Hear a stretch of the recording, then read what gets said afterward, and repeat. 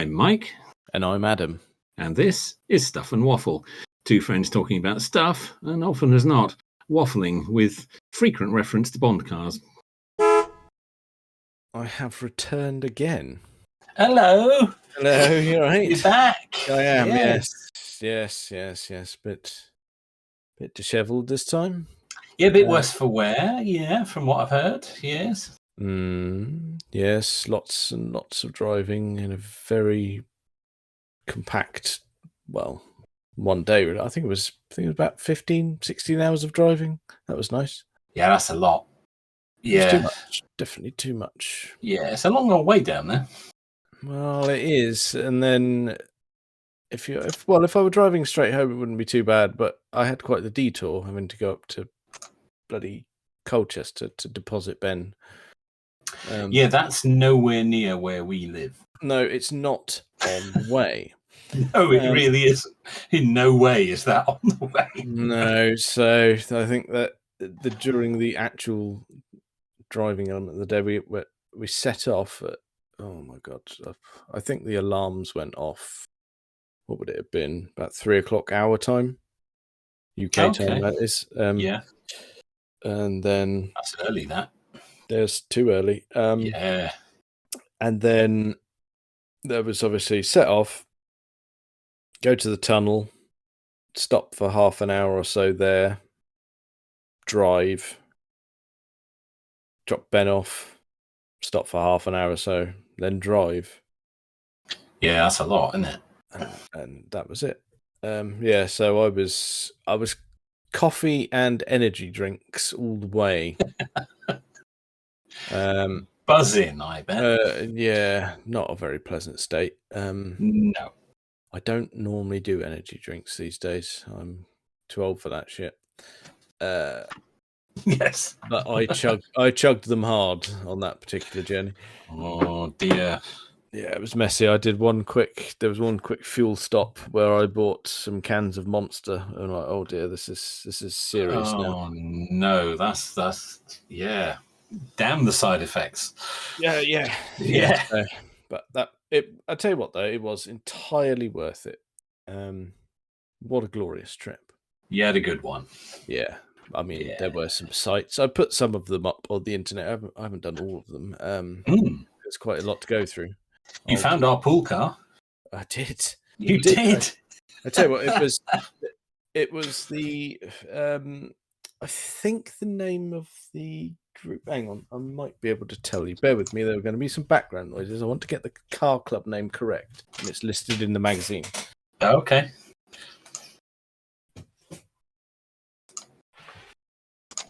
Right, magazine acquired. Now I begin flipping. You can always edit those noises out. I could. Oh no, yeah. I may well have just inadvertently ended up at the right page. I have actually. Right. So I found our Ferrari 400 GT pool car on the European Ferrari Club 400 stand. Oh, very good. That's a very specific club. Really specific. That is really specific. I imagine it's not a large club. There were loads of them.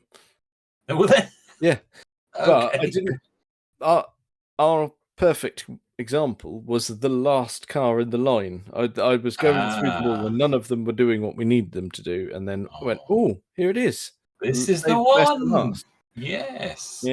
So that was most excellent. I'm looking at a picture of it now. That is spot on, isn't it? Yes, I haven't shared that one yet because that's someone's actual car. So that's fair enough. Fair enough. I will share it, but I'll remove the identifying marks off of it. Dark blue with a tan interior. Yeah, that's right. Yeah, spot on. Yeah, really nice. Really nice. There were some other gems there. Probably worth mentioning that you could have your pick of Aston DBs. Oh, I'm sure. Yeah, every variation. Yeah, yes. Lots of 4s, lots of 5s, lots of 6s, 7s, S's. I mean, you couldn't.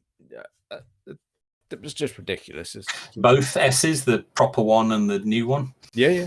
Yes, lovely. Yeah. All of it was there. The fact that I tell you what was really nice about seeing the DB5s is none of those were like prim and proper. Someone had just driven them. They'd driven to Le Mans, arrived, parked them up, and disappeared to go and get alcohol. That's how it should be. Yeah. That's how it should be. Properly used. Yes, that's what we like to see. Bit dirty. Yeah. But structurally sound, in wonderful condition, but a working vehicle. Excellent. Yeah, we don't want any trailer queens, do we? We want proper. Yes. Yeah. So that was something quite special seeing those. I'll tell you what, I'm gonna. It's not very good for an audio medium, but I'm going to flick through some of my photos to remind me. Because what we did... You can describe. I can describe, but I can also fill to explain what we did while we were there. We left early hours Wednesday morning. Yes. And headed, rather than to Le Mans, we headed to Reims. I think that's how they say it. Yes, I think it is. Yeah. Primarily because I wanted to go and see the old pit buildings and go and grab a photo there. But I did grab a quick photo, but it became very apparent that there was some sort of injunction brought about by the local mayor on the 16th of June banning visitors. Well, I have heard about this. In fact, I think I mentioned it before you went, because I said, I didn't think you were allowed to go to it anymore. Well, it's always been a grey area, and it's always been fine within certain parameters. But this is very recent and been a hard no because of dickheads. Yeah, I think I'd read somewhere that this was coming, that they were going to stop you going there at all. Well, they can't stop you going there because it's in the middle of a road, but stop you stopping. Yeah. But I'm afraid we, threw caution to the wind, stopped, took a couple of photos quickly, and then buggered off. Before you got caught. Yeah. So, well. Fair enough. It was a lovely day. It seemed daft not to. Ben, who I was with, being an architect, he then wanted to go into the city and then look at the cathedral, and apparently it has, and I quote, flying buttresses. And I said, bit like a Maserati Merak. Yes. I'd have said, actually, no, I was going to say Jaguar XJS, but the buttresses on that are not flying. No, they're it has buttresses, but they're not. That's right. Yes, you're right.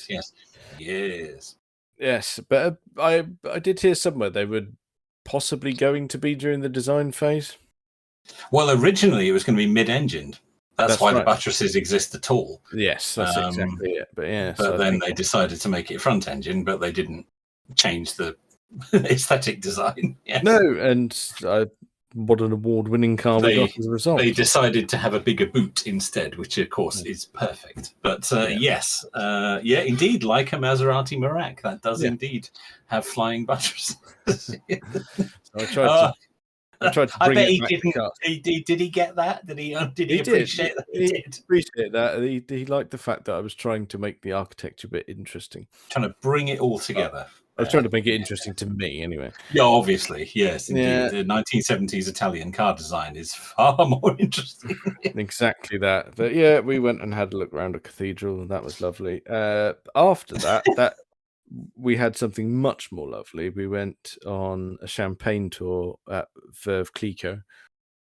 So that was nice. Lovely. A few bubbles?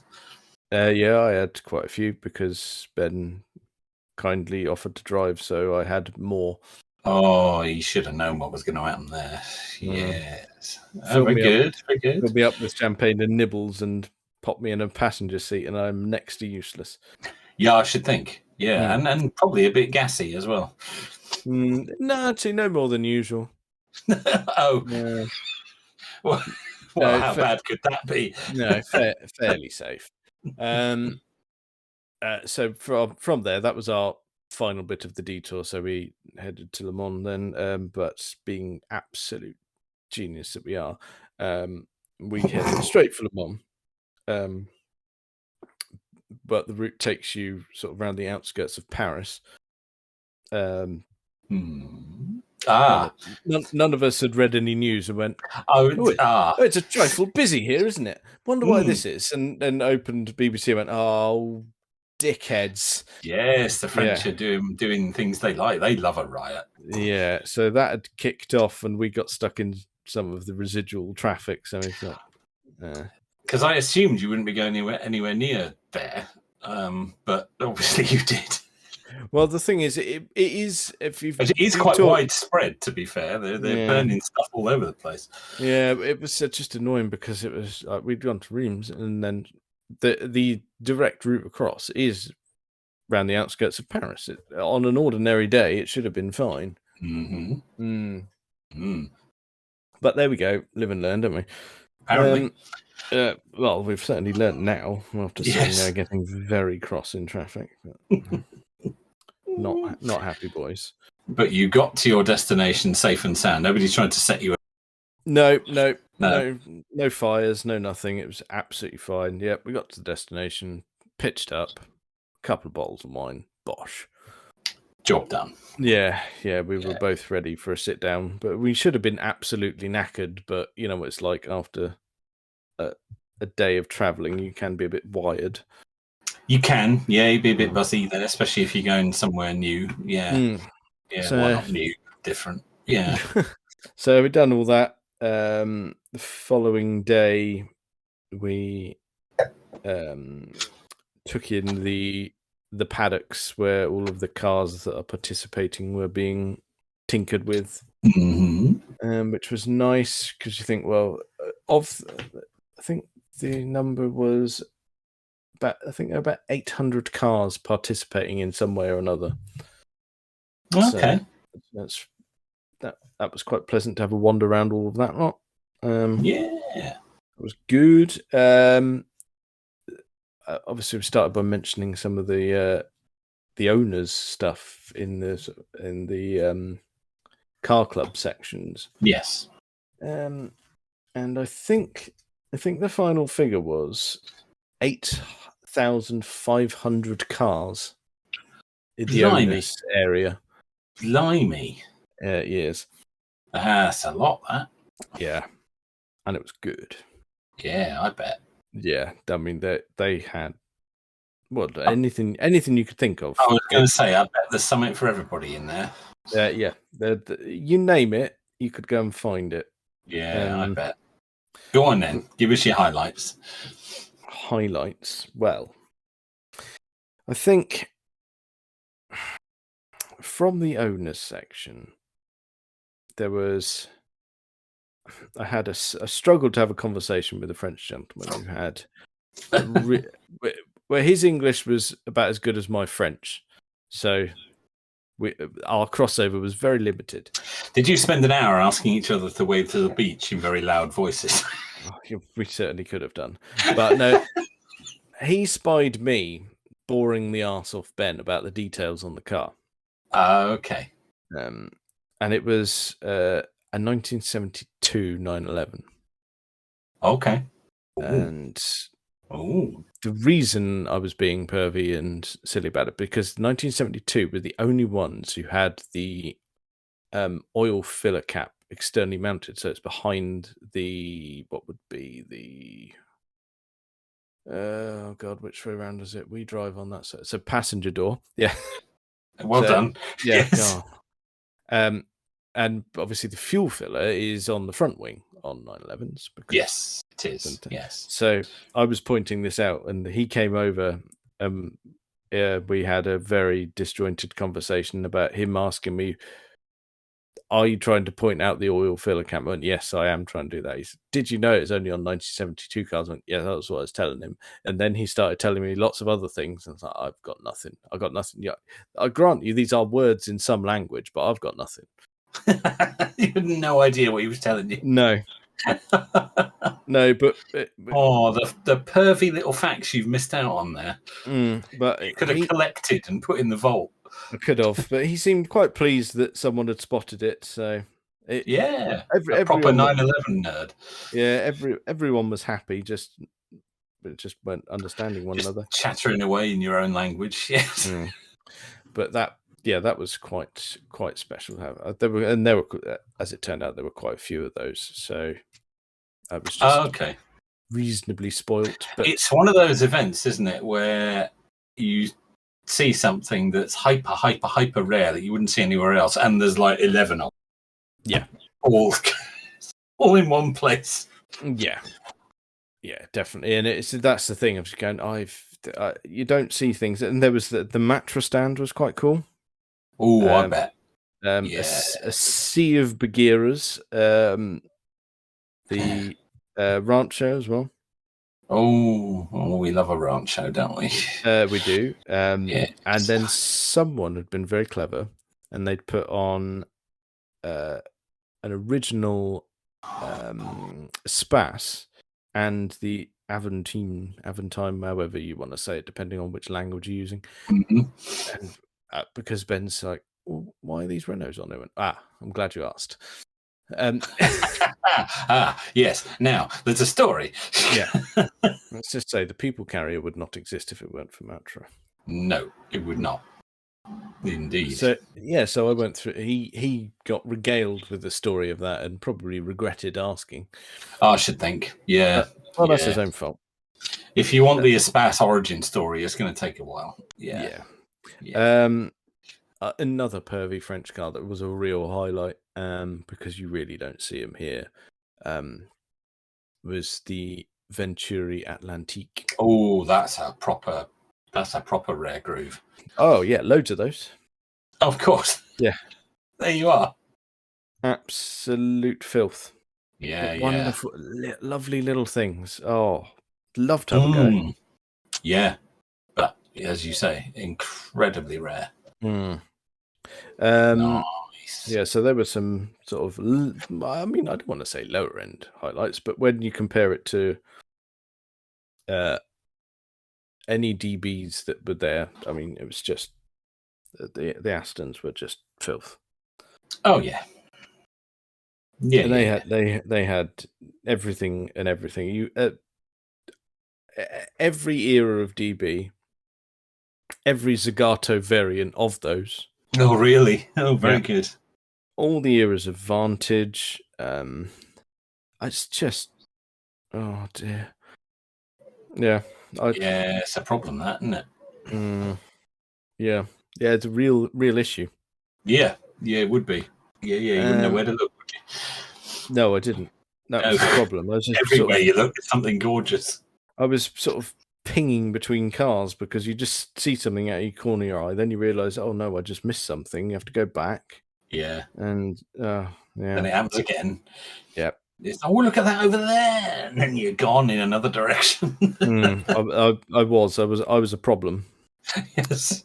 So that was quite lovely. And I think a couple of other sort of highlights would be a really, really pristine Toyota AE86.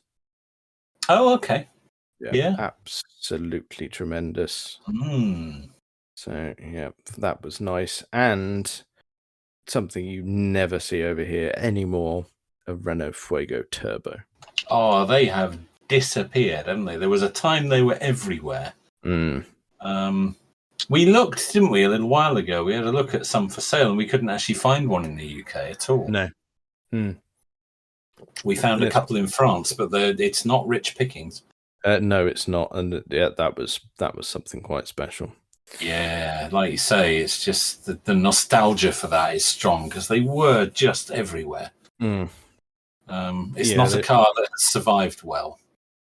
No, they just rot. That's as simple as that. Yeah, the attrition rate on those is enormous. They just, like you say, they just fall apart as soon as they left the factory. Yeah. And I suppose if you're going for real glitzy highlight would be when we had a wander around the museum and they had a gorgeous and pristine Ferrari 250 GTO in there. Oh. You go, well, that's off the charts money wise. That's many millions. Yes. I think what was it? The last publicly sold one was $70 million. Something like that. It's huge money now. Huge money. And if the rumours are to be believed, private sales have gone way more than that when they've taken place. Yeah, I'm sure. Yeah, because they had all sorts in there. C types, D types, 300 SL racers, 917s, 936, 935, 952, all of the Porsche, all of the numbers. Yes, all of the numbers. Yes, It's just, yeah, it's too. The problem is it's sensory overload. It's not. I imagine you get a bit punch drunk to it after a while. Yeah, it's not like the normal 24 where it's all very much racing focused, and you've got this set of cars that the whole event is all about. Whereas this is just everywhere you turn, there's something different to look at. Didn't you say there was a DB7 on the campsite? Yeah. Opposite us, there was DB7 on the campsite. There was Porsche 912, 996, a 997 GT3 RS, various Ferraris. Someone had done it. Someone had brought their D-type replica and driven it all the way down. Oh, of course, and brought all their gear in it. I don't know where he put it. But I was going to say, what gear can you get in one of those? It was. It's not exactly been built for luggage capacity, has it? No, and what the well, if you can call it a tent that he had. Well, not a lot of room to pack a tent in there, so his options were limited, I expect. No, it was one of those. It was a one-man jobby, which just looks like. Well, it doesn't look like a tent. It was one of those sort of odd triangular things, so it tapers both horizontally and vertically at one end, where your feet are meant to go. Oh, yeah, it's more like a sort of tarpaulin with some poles. Just pole singular. Yeah, singular pole. Okay, yes. Yeah. So not. Yeah. Well, I don't suppose his option. He's not got loads of room in there, has he, for anything spacious? So. No, it didn't look comfortable, if I'm honest. No, but he's sacrificed there in order to come all the way in the D-type.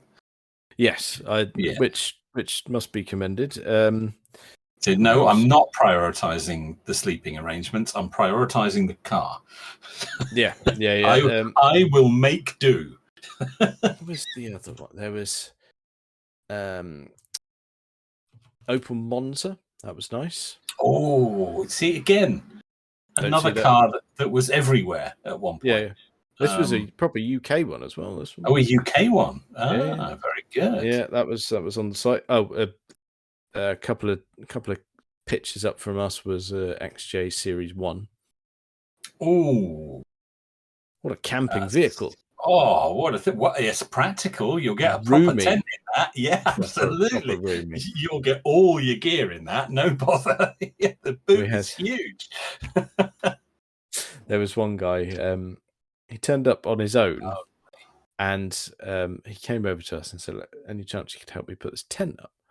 Yeah, not bother at all. If you want, yeah. So he turned up. He's got his. He arrived in his 1 Series BMW. He had the M140i, so he had the correct one. If you're going to buy one, yeah.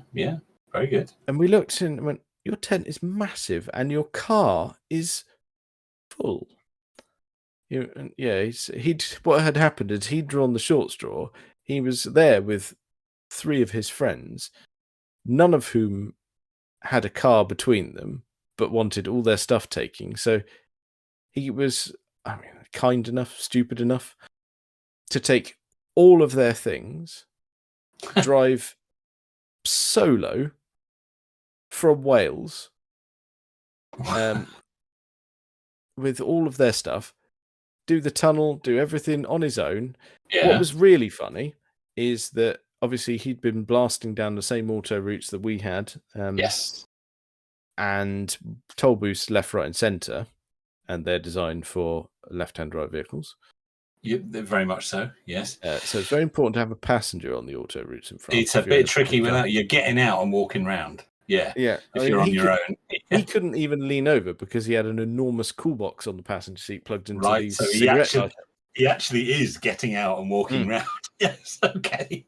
So that was fun. So we helped him pitch the tent for his mates. So then he had to disappear to go to the train station to collect them. Oh, blimey. I said to him, "So come on, you've driven all their stuff. Like, just tell them to get the tram. It'll take them to the entrance of the circuit. Lazy bastards." They are taking the proverbial with him, if I may be so bold. Yeah. You may. Yes. Yeah. I imagine you explained it to him as well. Yeah, I did. I said, come on, they're taking the piss here, mate. Come on. Yeah. But yes, that was. But there's all sorts, and I always like that sort of camaraderie of you help anyone out, and Yeah, that sounds good. There's always a beer at the end of it.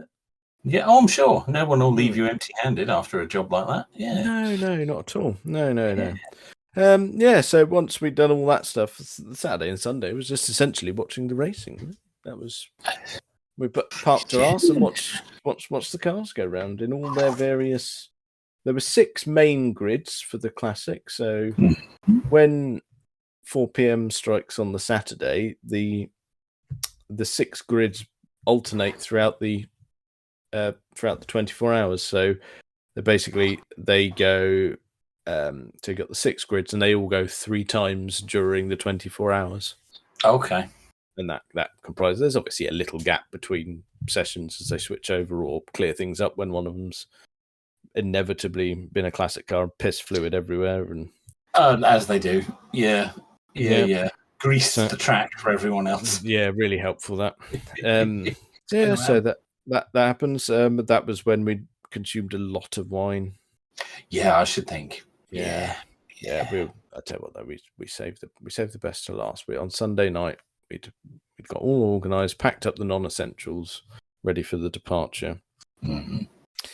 And then we saved it. We had a bottle of 2001 Bordeaux. Ooh. Oh dear. Oh, did that do the job? Yeah.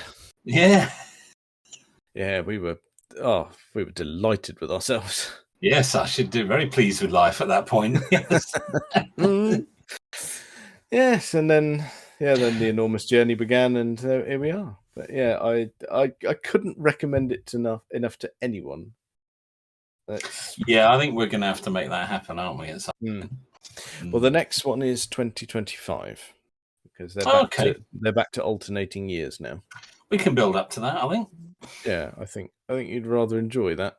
Yeah, it sounds like it. Yeah, a bit of winey and a bit of foodie stuff. Winey, foodie, lots of glorious cars to look at. Yeah, because we didn't even really go big on the fried goods this time. There were enough, with it being the classic. There's a lot of other sort of different food on offer, like steaks. I had a fillet of duck one afternoon. That was lovely. Oh, excellent choice. Yes. Yeah, it's a bit of a different vibe. The only thing we thought the 24 prices had gone up a bit, but the classic, God dear. It's a bit gougy, is it? Like they have, for all these events, they have official merchandise. So that there's, for the 24 hour, they have all stuff that's branded by Le Mans, and it's done all in-house, and it's very specific to the event. And the same for the classic. And they were doing some really nice polo shirts at €100 a pop. That can piss off. Oh, that's a bit, that's a bit steep, that, isn't it? Yeah, that's too much. I quite like the look of them, but that's not for me. That's a bit silly, that, isn't it? Yeah. Yeah, that's no good. But being away like that was when you're sort of trying to keep track of everything. But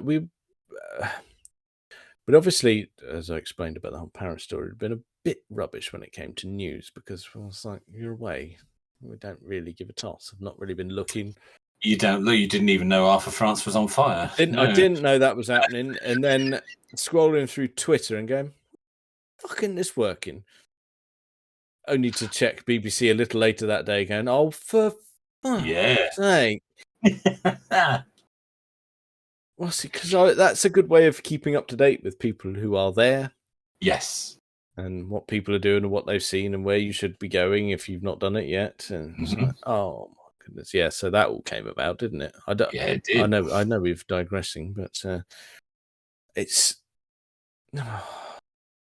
So you can talk about Twitter because there's a car link there with Musk, so that's all right. You can. Yeah, it does count, and we get a lot of our car info and news from Twitter. We do. Yeah, we do.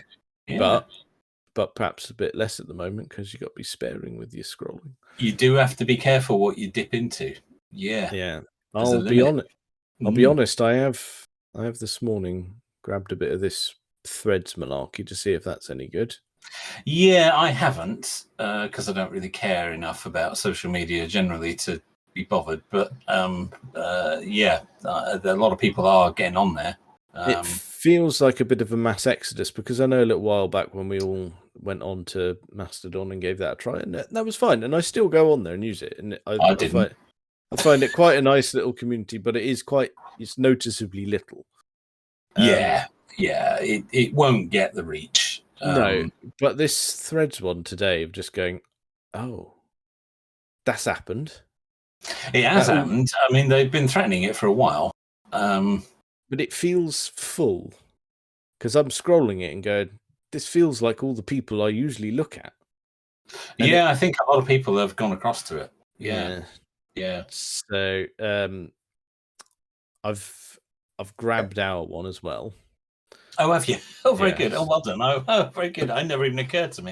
No, so I've done that. But the only annoying thing is, you know what it's like on the Instagram app. You can quickly tap between your profiles. Yes, you can. You cannot do that on the Threads app yet. You have to actively log out and log in. Oh, that's a bit of a pain because I switched between us and myself quite a lot. I'm assuming that different content. So, that's it. I'm assuming that feature will be with us shortly. It's just probably not on day one. Yeah, I mean, it's probably something they decided they didn't need for day one, which is fair enough. And we know how these things work.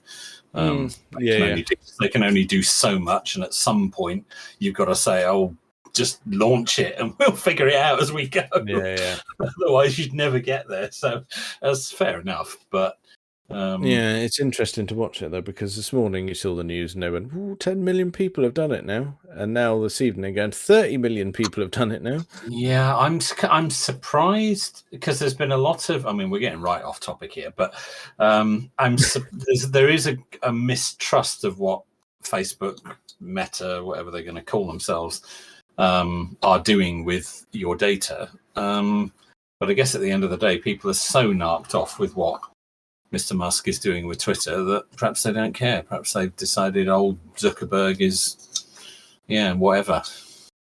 Yeah, I mean, the thing is, again, all right. Yeah, like you say, people are worried about what they're doing with their data. And like, well, just if you're worried about it, don't put it on there. Yeah, well, that's the thing, isn't it? I mean, nobody's making you post what you had for breakfast or whatever. So A, you don't have to sign up in the first place, and B, you don't have to pour away your life details into it. No, this is true. Yeah. No, at 8 you don't want anyone knowing about it. Don't put it on there. At 8:30, I plopped one of them out in the toilet. All of that, you don't need that. No, I don't want to know about that. The people are doing it though. Yes, I'm sure they are. Yes. Dirty bastards. Yeah, that was properly off topic. But yeah, it is something that came out of the weekend of going, right, I use Twitter a lot for sort of that car stuff. And I went, well, he's turned it off. Yeah, well, I mean, it is only temporary, but yeah, he's making very strange choices with Twitter. It's gone a bit weird. I did hear a rumor as well that these rate limits were allegedly, possibly, I read this, I'm not saying it, possibly, maybe, due to him not paying his Google Cloud Platform bills. Not him personally, but Twitter. Yeah, no, I hadn't heard that, but it's entirely possible. Yeah, just going, that could be a thing, couldn't it? That could be a thing. It could equally be nonsense. So. It could also be nonsense, but you just read it and going, yeah, I can believe that. Yeah, I suppose. Yeah, he's a man with many fingers in many pies, and some of those pies are more successful than others. And these things tend to be more successful once he's removed his finger from it. Yeah, they do seem to speed away once he steps aside. Yeah, well, he's got a new person starting, hasn't he? But Oh, he has, yes. But Yes. that must be lovely. Going, look, I've left it in such a wonderful state for you. Yeah, there you go. Look at what I've just done. Best of luck with that, wouldn't you? You know your user base. They're really cross right now. Yeah, they're all going over to this new platform. That see if you can get them back, will you? Bye. Yeah. Oh dear. Yeah, I was just so. I'm off to design a rocket. No, don't let him design the rocket. No, I don't think he does. No. There is a revision to the Model 3 coming, however, to drag it a little bit back onto cars. Okay, what we got? We've got a facelift coming. It's called the Model 3 Highland. I don't know why. Highland, right? Okay, I'm googling. Yeah, you Google it. It's coming soon. They are. I think it looks quite good actually. They've changed the bumpers and jiggled it around a little bit. It's going to have a newer technology battery and a bit more range and all that kind of stuff. But visually it's a bit different. Yeah, because I'm seeing sort of teasers or camouflage stuff, but everything I'm seeing, I'm thinking, yeah, that's a bit better, isn't it? It's from these sort of teasers that I've seen it. I almost want to say the front end and lights are a bit more like the upcoming Roadster. Yeah, a little bit. Yeah, a bit more like that. Yeah. I believe they're going to apply the same changes to the Y, and then later on there's going to be a new revised version of the Model S as well. Yeah, in left-hand drive. Yeah. So in left-hand drive only.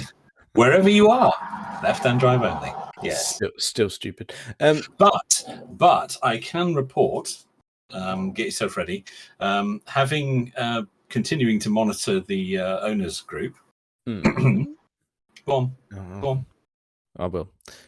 Cuckoo. Well done. Get out of the way. Oh God, it's like a bad meme now, isn't it? It's gonna keep going, that one. Yeah. Having continued to read on there, I'm surprised how many people are buying the left-hand drive ones. There's a lot of people saying, "Yeah, I don't care.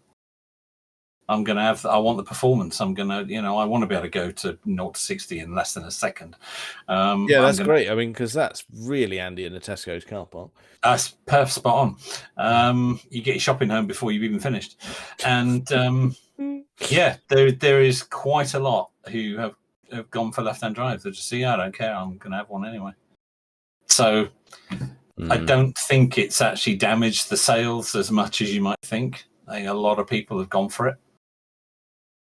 Trouble is, it's difficult to know, isn't it? Because you're in the epicenter of the fanboys there. Yes, that is true. It'd be nice to know someone who's not bought something yet. That's got their sort of cash in the pocket. Where are they pointing that? Well, I have to say, for every person who's gone on and said, "Yeah, I've ordered the left-hand drive one, I don't care," there is another person who said, "Well, this is ridiculous. I'm going to have a Taycan." Yes. So it's balanced. I tend to be siding with that particular. Yeah, crowd. I wouldn't have a left-hand drive one. I don't think.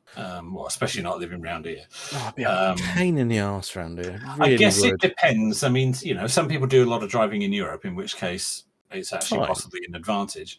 But it's not. But for where we live, on the roads that we use, no. I know there's me saying, I've just done 2 French trips, but that is a real exception. It's an exception to the rule. That is you're not doing that every week. If you were, you'd probably be more interested in a left-hand drive car. Yeah. Well, having done it in a left-hand drive car, the trip to France is very easy. It means not only does the driver sit on the correct side, it means they get the bill for the toll booth as well. There you go. So that's good. Yes, but I'm surprised by how many people have gone for the left-hand drive. But equally, there's a lot of people who've said, "No, I'm out. I don't want a Model 3 or a Model Y because I want something bigger than that, or I don't like the Y, or I don't like the 3, or whatever. I want the hatchback." most, not all, but most have gone, Taycan, because it's at the same price point. Yeah.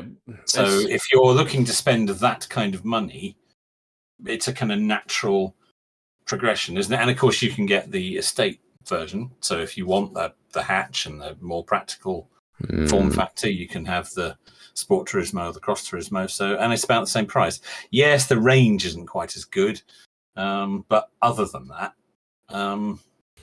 that's the thing. We've said it many times, haven't we? Going right, yes, it's not going. It won't get you as far, but there are other aspects of the car that are better than Tesla version. You go, it's. So it's just interesting.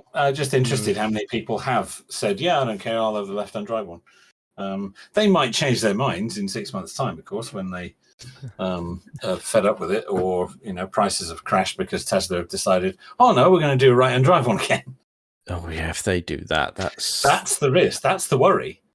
That's the worry. And Richard Simons has talked about this, the independent EV dealer. He's talked about this, saying, well, what happens if Tesla change their minds in 6 months' time and decide to do a right-hand drive one again? Yeah, what's going to happen to all these? What's the value going to be of all these left-hand drive ones?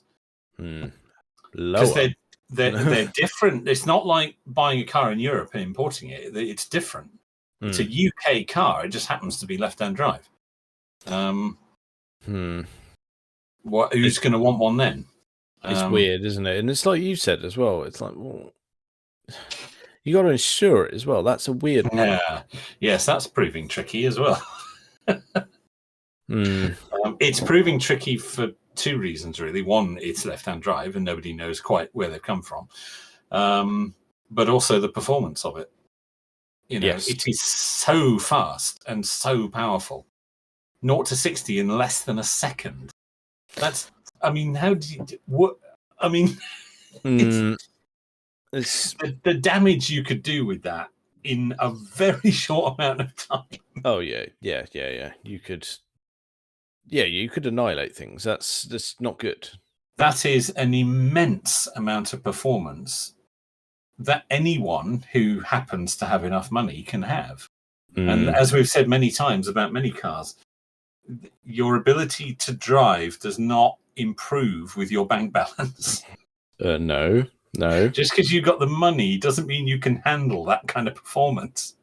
Yes, this is correct. That is you could argue, can anyone other than a Formula One driver performance? Because that is immense. Where else can you do that?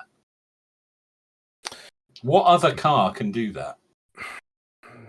None leap to mind. No, I'm not sure it's possible. So no one else has experienced that. So how do you handle it? And that is making the insurance companies very nervous. They've looked at it and said, blimey, this thing's fast. Yeah, it's a problem, isn't it? Because you go, well, that's very, very fast.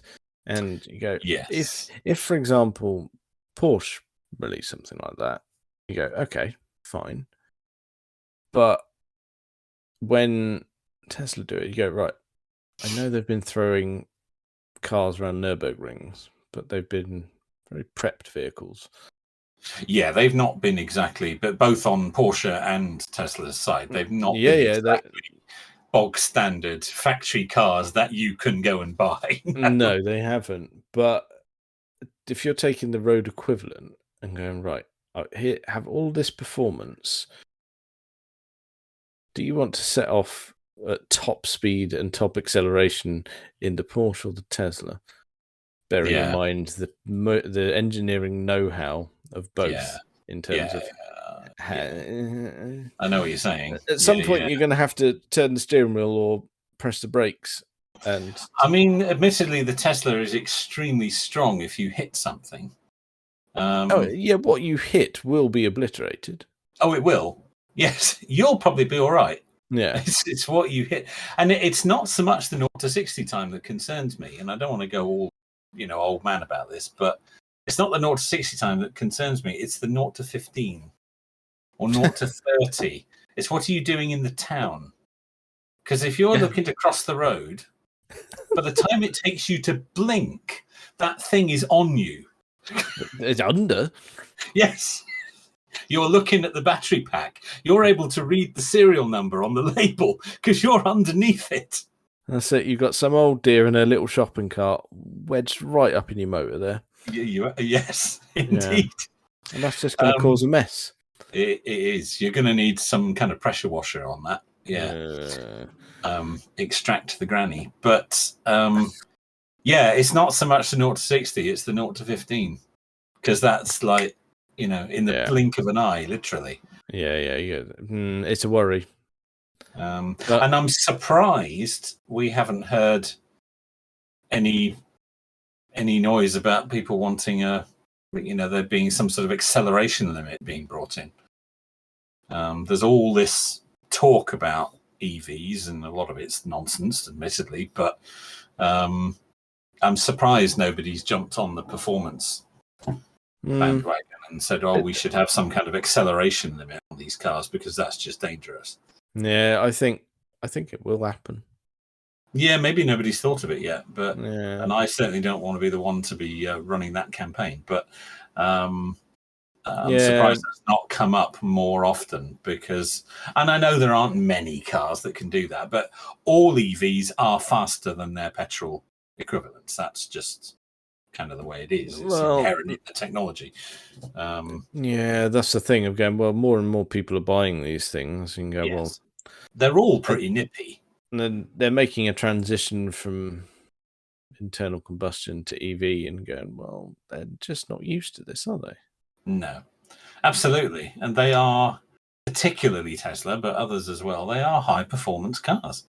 Well, and you got to think, like something relatively run of the mill. Like say, if you compared a Polestar 2 with an equivalent internal combustion engine car, but you might as well compare it to a Volvo because it's its closest.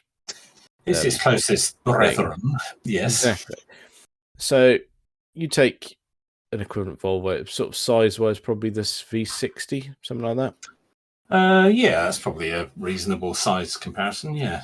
Yeah, so you're taking a relatively sort of normal estate car, or I don't know what they number the bloody saloons anymore. I've given up looking. I don't know. I'm not interested. No, I don't want one. I've been in them, don't like them. No.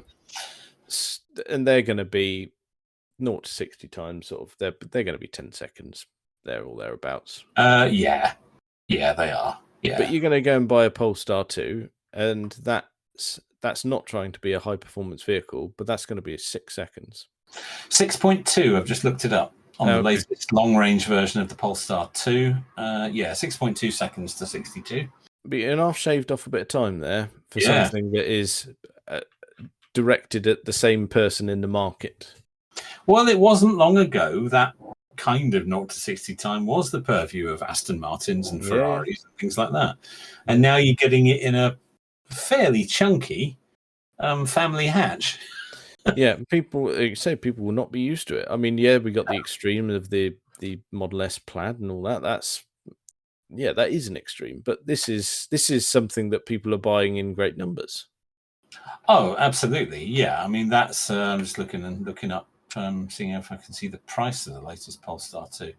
I think that one you mentioned is just shy of 50 grand. The long range. Long range. Yeah, I think it is. Yeah. Which isn't bad. Well, I mean, I say it's not bad. I mean, I can't afford that nonsense. No, and nor can I. But it's where average cars seem to be these days. Like I said the other week, in my mind, the average family car is still about 15 grand, but it's not. It just isn't anymore. It's not. That's gone. That doesn't exist. It's gone. Yeah, it's 30 now as a kind of minimum. Yeah. And we're looking at the long range one, so you are paying a premium for that. You're paying a premium, and we're talking about the Model S Plaid. That's 150 grand car. You're not going to see it on every street corner. No. But, the principle stands, I think, that all these cars do have significant performance. And it's one thing that's it's 48,950. There you go. Slightly cheaper than we thought for the Polestar 2 long range. It's actually, they have reduced the price for this latest facelift. Okay. So what are we looking at? Yeah, 6.2 seconds to 60, 406 miles range, WLTP. Not bad. 48,950. Yeah. That's quite a package, actually, isn't it? That's why you're seeing more of them. Single speed rear wheel drive, 82 kilowatt battery. Yeah. 400 volt charging. So, yeah. 400 miles range for less than 50 grand. It's getting there, isn't it? Well, it is.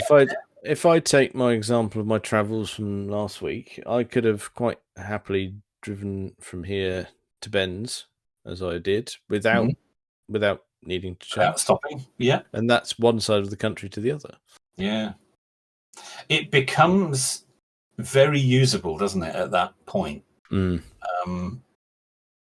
know, and it's interesting that, you know, the people who argue against EVs have lots of reasons for doing so. But one of the most common reasons is, oh, it doesn't go far enough. I'm not buying one until, you know, we had the argument, I'm not buying one until they can do 200 miles. Well, then that happened quite quickly. Yeah. Now I'm not buying one until they can do 400 miles. Well, now quite a few can.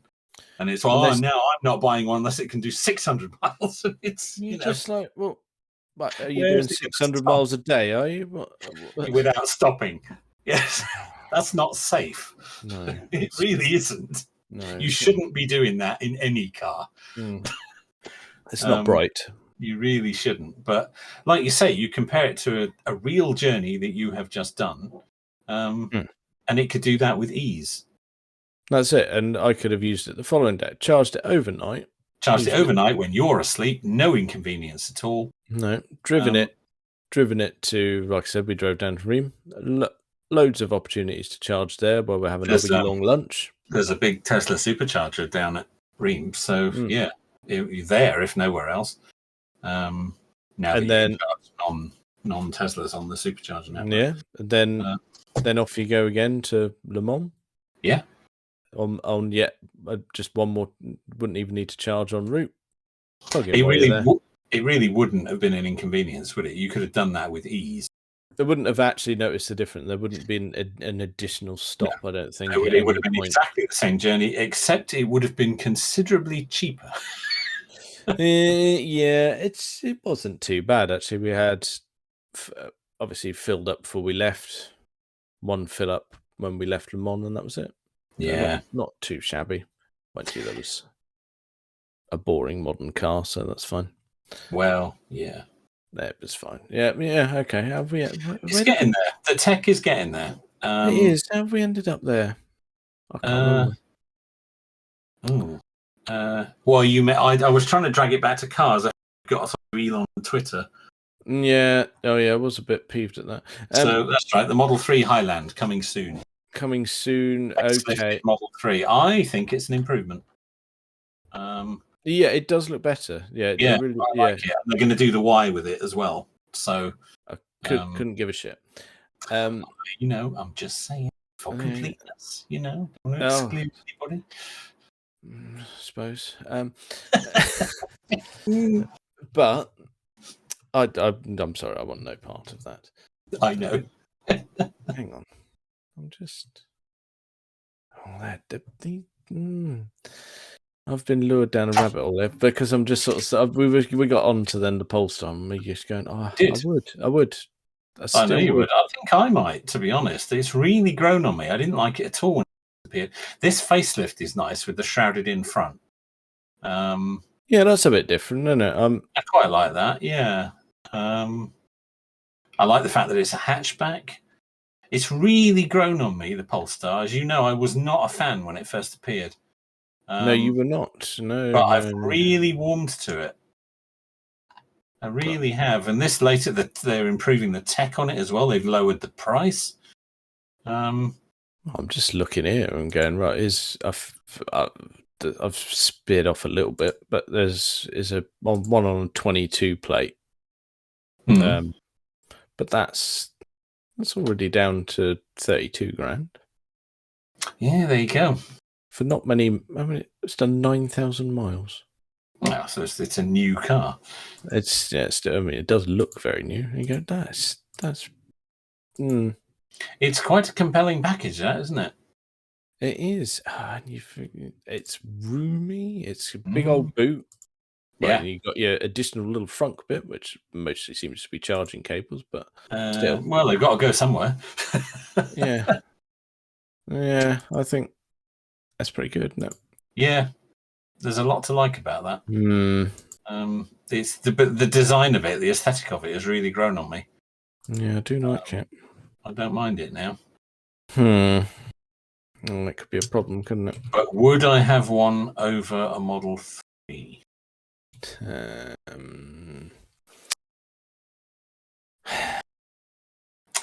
would purely on visuals. Yeah. Yeah, I'd suck up a bit of range and a bit of tech and go, you know what? I prefer looking at the Polestar. Yeah, that's fair. Yes, the software is going to be better in the Tesla. It'll go a little bit further and it'll charge a little bit quicker. But the Polestar is, looks are subjective. You could say it's better looking. Yeah. It's more practical because it's a proper hatchback. Yeah, I like that. And it does come back to it. And I think it will ultimately go away, but just I don't know at this present moment in time whether I want to go, right, I don't want to associate myself with the Tesla brand. Yeah, I know what you mean. It's a difficult place to be at the moment. It is. But mind you, if you're investing in a car that's this new, it would only be a set period of time, so it's entirely likely. But then by that next cycle of billing comes along, then it might have shifted a bit. Well, indeed. All these things are cyclic, aren't they? Yeah. Because it was only a few years ago, and Tesla was one of the coolest brands on the planet.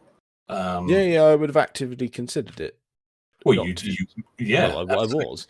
Yeah, you were, in fact. Yes, absolutely. Yeah, that's. I was considering such thing, but before the world changed. Yes. Yes, but yeah, it's. But it'll go again. But I mean, you're the same, and I know you're a big fan. But I would go. Even you'd think twice at the moment. Yeah, no, I would. You're in a position. I would. I would. I would. And to be honest, I'd have a used Model S. I still would, because you can get them now for 18 grand. Yes, that's and they're getting before. It's compelling, but yeah, okay then. Well, that's what we're doing then. If we're getting to a point where we've got the money, and this is our practical daily vehicle. Yes, you'll end up with an S, and it seems that I'm going to end up with a Polestar too. I've inadvertently decided while casually browsing here. You have, and we'll both have a lend and appreciate the other one as well. Quite okay. Yeah, yes. Let's do that. Can we get right on that then? I'll crack it out next week. Not like that. No, don't do that. Oh no. Okay, yeah, let's do that then. Yeah, I do really want one now. Oh no, the force is strong all of a sudden. Just you look at it and go, yeah, I would. I really would. Right. Yeah. Okay. No. Stop recording. Stop looking. All done. Well, I think that's probably enough of that for this week. Check us out on all the various social medias and things. Thank you very much for listening.